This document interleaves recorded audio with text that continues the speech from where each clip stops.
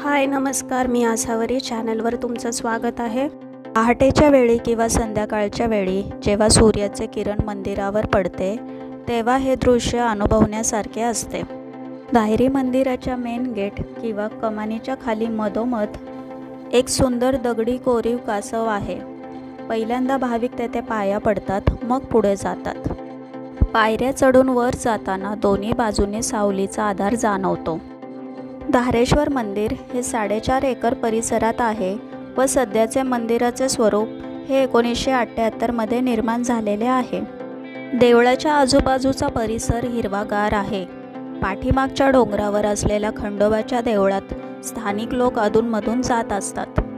श्री धारेश्वर देवस्थान हे 350 वर्षापूर्वीचे आहे व दायरी गावामध्ये रायकर घराण्यातील बरीच मंडळी राहतात। या घराण्यातील जैतूजी बाबा रायकर या महापुरुषाच्या शिवभक्तीने हे मंदिर निर्माण झालेले आहे। मुख्य पायऱ्या वर चढून आल्यावर 2 भक्कम दीपमाळा आपले स्वागत करतात। या 2 दीपमाळांच्या मध्ये असलेला नंदी हा शिवमंदिराकडे तोंड करून बसलेला आहे। सध्या श्री धायरेश्वर महादेव संस्थान दायरी यांच्या वतीने या मंदिराचा सर्व कारभार पाहिला जातो। गाभाऱ्यातील हे प्रसन्न शिवलिंग पाहताना नकळत हात जोडले जातात। इतर शिवलिंगासारखे एक नाही तर येथे 2 शिवलिंग आहेत ज्यांना शिव व पार्वती असेच म्हटले जाते। तांब्याच्या पात्रातून अभिषेकाची धार अखंड चालू असते। मुख्य धारेश्वर मंदिरामागे काही पायऱ्यावर चढून गेल्यावर औदंबरच्याच म्हणजेच उंबराच्या झाडाखाली श्री दत्त महाराजांचे मंदिर आहे। थोडे पुढे चालत गेल्यावर अक्कलकोट स्वामींचेच म्हणजे श्री स्वामी समर्थ महाराज यांचे मंदिर आहे। चैत्रवद्य चतुर्थीला श्री धारेश्वराची मोठी यात्रा भरते व त्याचे नियोजन गुढीपाडव्याच्या दिवशी केले जाते। महादेवाची काठी किंवा कावड पाडव्याच्या 18व्या दिवशी शिखर शिंगणापूरला जाण्यासाठी निघते। दायरी गावाच्या काठीला शिखर शिंगणापूर येथे प्रथम मानाचे स्थान आहे। त्याचा उल्लेख छत्रपती शिवाजी महाराजांनी आपल्या ताम्रपटातून केला आहे। पुढे 12 दिवसांनी ती काठी परत येते। या काठी किंवा कावडीबरोबर जाणाऱ्या सर्वांची व्यवस्था संस्थेच्या वतीने केली जाते।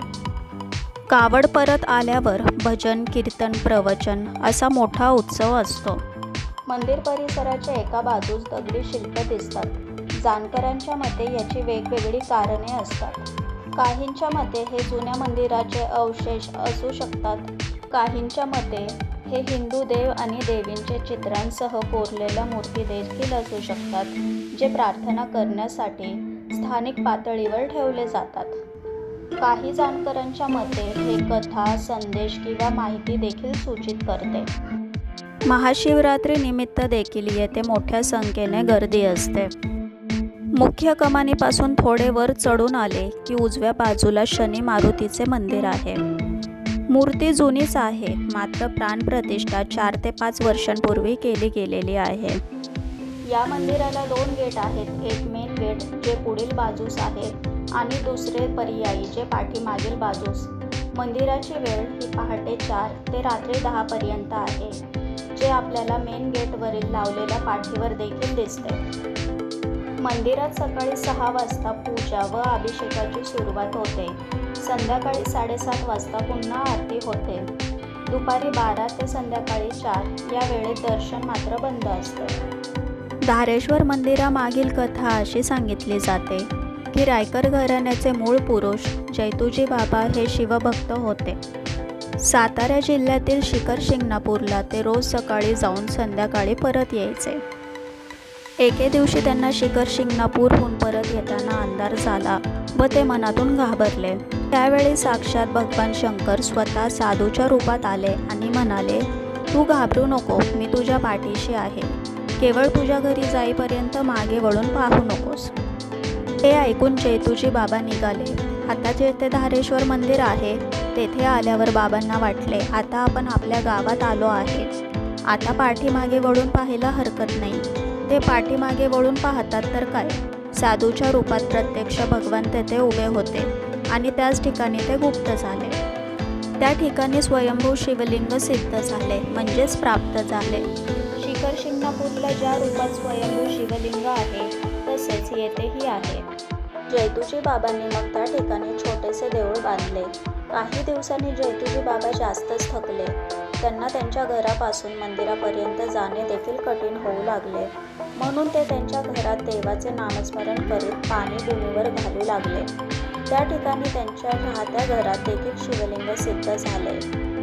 आज त्यांच्या घराला देववाडा असे देखील म्हटले जाते.